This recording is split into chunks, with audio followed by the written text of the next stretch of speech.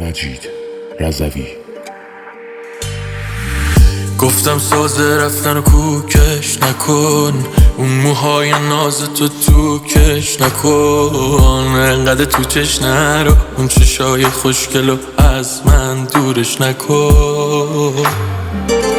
آدم بدای دور تو که دور نکردی، چقدر بهت گفتم محل نده تو گوش نکردی. اینا پشت تو پیش من بد میگفتن، حالا فهمیدی چرا من باشون هی در میافتم.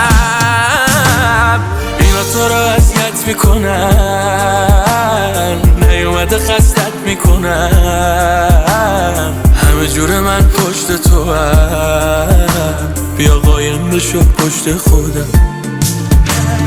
اینا تو رو اذیت میکنن، نیومده خستت میکنن، همه جور من پشت تو هم، بیا قایم بشو پشت خودم.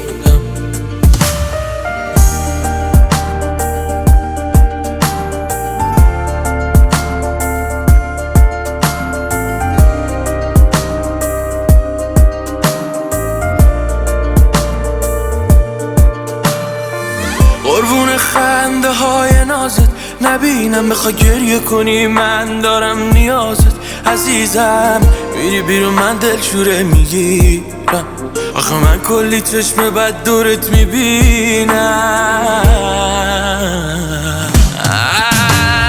اینا تو رو اذیت میکنن، نیومده خستت میکنن، همه جور من پشت تو هم، بیا قایم بشو پشت خودم.